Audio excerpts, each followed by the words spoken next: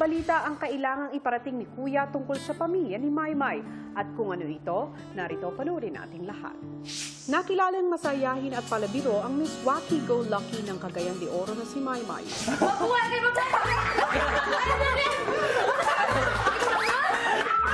I have to, like,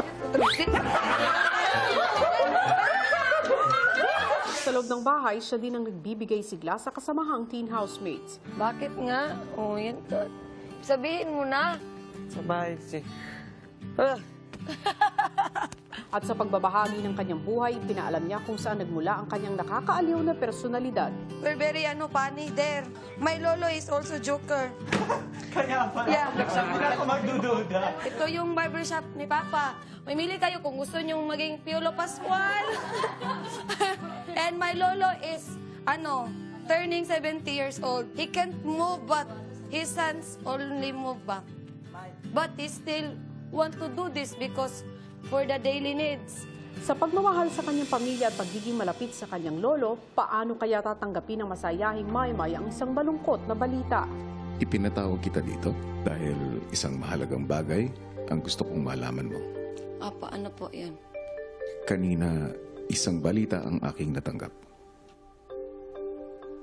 Ano pong balita? Meron itong kinalaman sa iyong pamilya. Po? Ano po, kuya? May nangyari po? Isang balita ang ipinaabot sa akin ng Kuya Jimboy mo. Ano po yun, kuya? Gusto kong marinig mo mula sa kanya Opo. kung ano yun. Opo. Hello, Mai. Hello, Kuya Kuya Jimboy. Jimboy mo to. Oh, Kuya Jimboy. Lalang ko bad news na yatag sa imo ha. Unsa? Papa Jogod. Ano man? Wala na siya, Mai. Kaya, biglaan eh. Inatake niya kagabi. Tapos, wala di siya kaantos ba? Hindi na niya makaya. Siguro po. Kuya Jimboy! Ina ko katik lang! Ano man yan?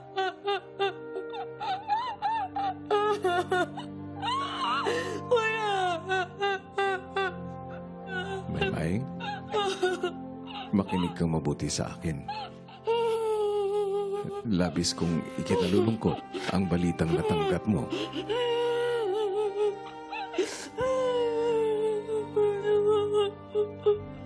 Alam kong malapit ka sa iyong lolo. Gusto kong malaman mo na nasa iyo ang suporta ko. Hindi ako kamaniwala, kuya. Kuya, dahil pa naman sa kaya ako umakas dito. Kuya, dahil sa kaya gusto ko siyang mabigyan ng kapal. Pero hindi, uli na ako, kuya. Hindi ko na siya matulungan. Huwag mong sisisihin ang sarili mo na wala kang nagawa. Naintindihan niyo naman po, di ba? Naiintindihan ko. Magpapatawag lamang ako ng ilang housemates para masamahan ka dyan.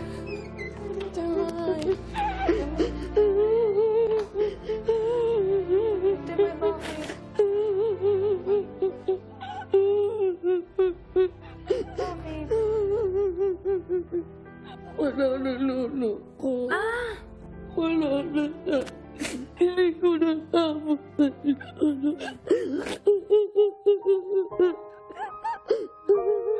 Maymay, papayagan kitang lumabas ng aking bahay para makasama mo ng panandalian ang iyong pamilya. Alam ko kung gaano kaimportante na makasama mo sila ngayon. Kisses at Christine. Gusto kong alalayan niyo muna si Maymay.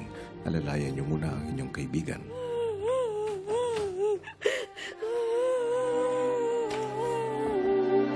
Sasaktan pa ako, kuya. Kuya, healing takes time po kasi kaya nag-aalala din po ako kay Ate Maymay na baka matagal po siya bago makarecover kasi masakit po yung mawalan po ng mahal sa buhay. Alam ko po talaga kung gaano sila ka-close nung lolo niya po. Kasi wala po talagang araw na hindi niya po nababanggit yung lolo niya. So parang sobrang special po talaga ng lolo niya sa kanya. So alam ko po talaga na mabigat po para sa kanya and hindi po talaga siya natigil sa kakaiyak. Habang ang ibang housemates hindi pa rin alam ang malungkot na balita. Alam na. Tama. Tagal naman eh.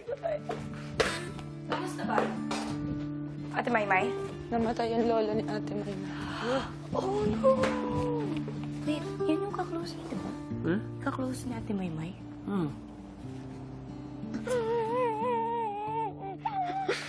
Shall we go inside?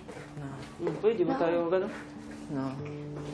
She'll be a mess at the moment and she won't want Yeah. us to see. So.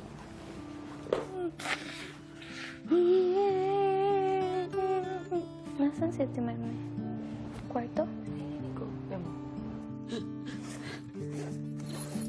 When she comes out, just extra sensitive tonight, yeah? Lost for words. I feel really, really sorry for Maymay. I just want to stay with her. I just want to stay beside her. Make her know that I'm here. All of us are here.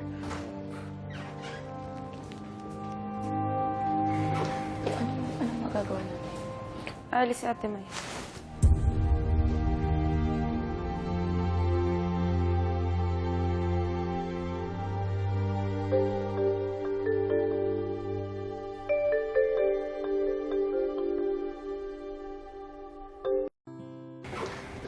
Anong magagawa natin? Alis si Ate May. Alis? Binigyan muna ng housemates ng panahon si Maymay upang mapag-isa. Habang sa labas ng kwarto, nakabantay naman si Heaven at Yong at napag-usapan ng kanilang mga sariling ina. Hindi ko kaya yun. Pero pag ganun, pag nanay, VE ba daw? Hindi ko kaya. Pero pag nanay ko na si wala na lahat. Ilang sandali lang tinawag na ni Christine ang iba para damayan si Maymay. Ito mas natin.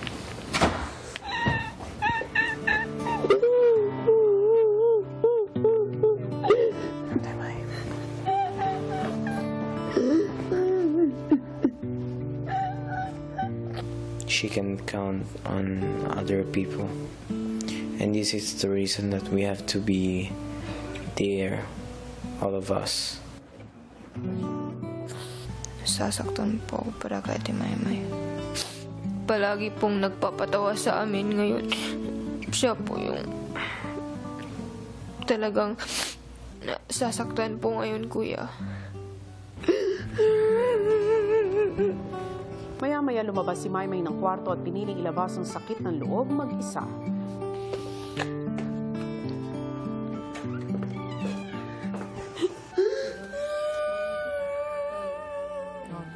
Kaya niya lagi niya binabanggit. Yung burger.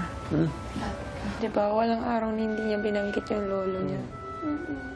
Sobrang kailangan niya po talaga yung pamilya niya ngayon kasi kami po, hindi po namin alam kung paano po talaga siya mako-comfort and mapapatigil sa pag-iyak. Ate May. Ihila ako. Na lang muna doon sa tabi ni Kisses.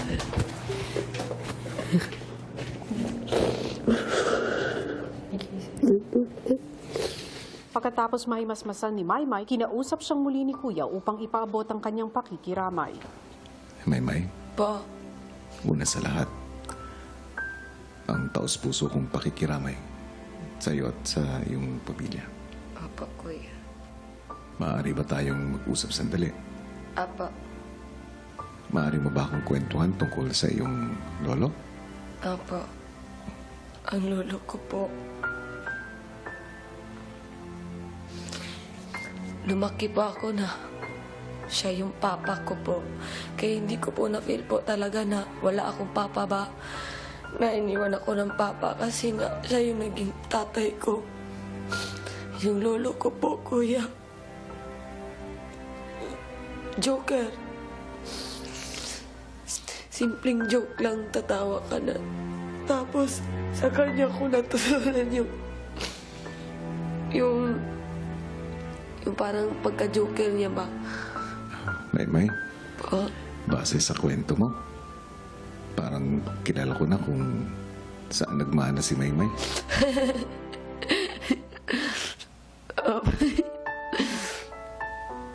Opo.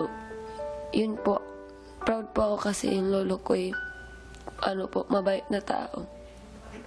Gusto ko talagang nakapasok dito kasi nga gusto ko po maranasang manalo para sa kanya. Mabigyan ko po siya ng maginawang buhay. Maymay, Pa? sa buhay natin, may mga bagay talaga na darating. At may mga bagay na aalis. Pero hindi ito nangangahulugan na kailangan mong sumuko. Opo. Kahit ganito ang nangyayari, kuya, magpapatuloy ko pa. Kahit lang man sa lola ko. Lahat gagawin ko. At ayoko na po mamiss yung oportunidad na binigay niyo po sa akin. Sayang lang kasi. Hindi na maabutan. Maymay, walang sayang dahil nasaan man ang papa mo ngayon, siguradong sigurado ako na proud siya sa'yo. Susunod!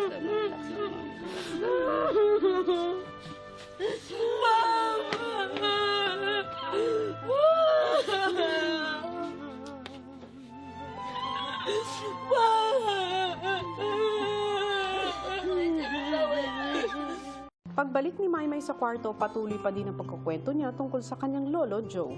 Napansin ko lang araw-araw, mga luto mo sinasabi ko, lolo ko, lolo ko, lolo ko. Hindi ko na makalain nangyayari sa kanya. Di naman talaga natin mamamalayan yung mga gano'n. At unti-unti namang naibalik ng housemates ang ngiti ni Maymay. Hey, Maymay. FR. What? I made smoke. You made smoke. Ah, you farted. Yeah. I'm kidding. Just kidding. Although everybody in the house is close to each other, we can never be a replacement for her real family. She needs to see them and be with them. Family is the one thing that you'll always have.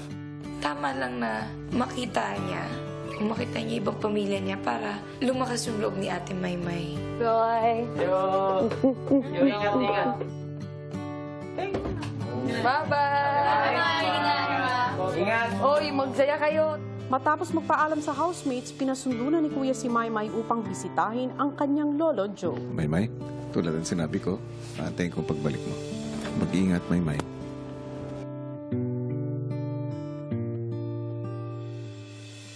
Kaninang umaga ay nakarating na si Maymay sa kanilang lugar sa Camiguin upang dalawin ang kanyang pinakamamahal na lolo Joe. Sa kanyang pagbisita, naging emosyonal ang pagtatagpo ng buong pamilya. Nabigyan din si Maymay ng pagkakataon upang masabi ang kanyang huling paalam.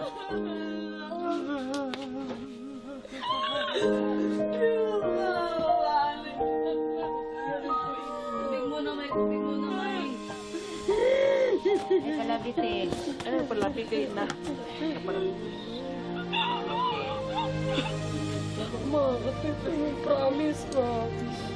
Hindi agad ka. Bantay ka lang dyan na. Hindi kita ba't balo ka tambal. Mula kay Kuya at sa lahat ng bumubuo ng Pinoy Big Brother Lucky Season 7, taus-puso ang pakikiramay namin kay Maymay at sa iyong buong pamilya.